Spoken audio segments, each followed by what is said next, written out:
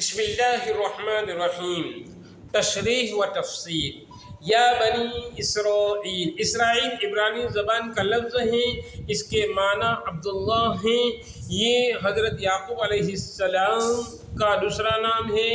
بعض علماء نے فرمایا کہ رسول اکرم صلی اللہ علیہ وسلم کے سوا کسی اور نبی کے نام متعدد نہیں ہیں، صرف حضرت یعقوب علیہ السلام کے دو نام ہیں، یعقوب اور اسرائیل۔ قرآن نے اس جگہ ان کو نبی یعقوب کے بنی یعقوب کہہ کر خطاب نہیں کیا، بلکہ دوسرا نام اسرائیل کا استعمال کیا۔ اس میں حکمت یہ ہے کہ خود اپنے لقب اور نام ہی سے ان کو معلوم ہو جائے کہ ہم عبداللہ یعنی اللہ کی عبادت گزار بندے کی اولاد ہیں، ہمیں بھی اس کے نقش و قدم پر چلنا چاہیے۔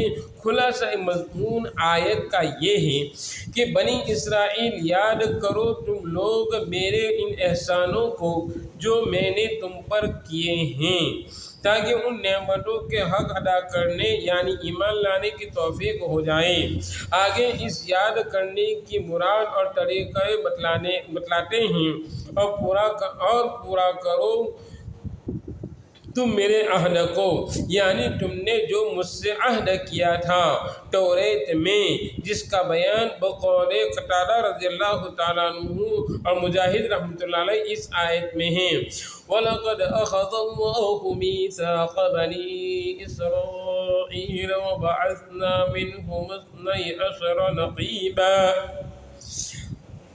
إِلَىٰ قَرْضًا حَسَنًا۔ اس میں سب سے اہم معاہدہ تم رسولوں پر ایمان لانے کا شامل ہے، جن میں ہمارے رسول اکرم صلی اللہ علیہ وسلم کی خصوصیت سے داخل ہیں۔ نیز نماز، زکوٰۃ اور صدقہ بھی اس عہد میں شامل ہے، جس کا خلاصہ رسول اکرم صلی اللہ علیہ وسلم پر ایمان اور آپ صلی اللہ علیہ وسلم کے مکمل اتباع ہے۔ اس لیے حضرت ابن عباس رضی اللہ تعالیٰ عنہ نے فرمایا کہ اس عہد سے مراد محمد صلی اللہ علیہ وسلم کا اتباع ہے۔ پورا کروں گا میں تمہارے عہد کو، یعنی اسی آیت مذکورہ میں اللہ تعالیٰ نے یہ وعدہ فرمایا ہے کہ جو لوگ اس عہد کو پورا کریں گے تو ان کے گناہ معاف کر دیے جائیں گے اور جنت میں داخل کیا جائے گا، تو حسب وعدہ ان لوگوں کو جنت کی نعمتوں سے سرفراز کیا جائے گا۔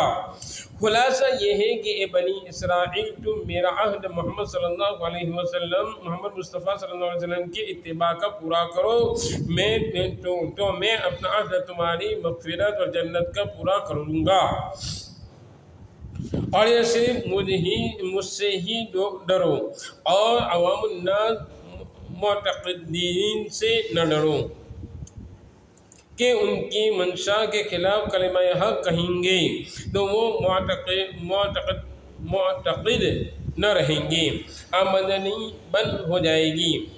آگے الفیہ عہد کا مطلب صاف لفظوں میں بیان کر فرمایا کہ ایمان لے آؤ اس کتاب پر جو میں نے نازل کی، یعنی قرآن کریم پر، اور فرمایا تم ان کے ماننے سے یوں بھی وحشت نہ ہوگی کہ ہم نے اس کو اس حالت اور صفت کے ساتھ نازل کیا ہے، وہ سچ بتلانے والی ہیں۔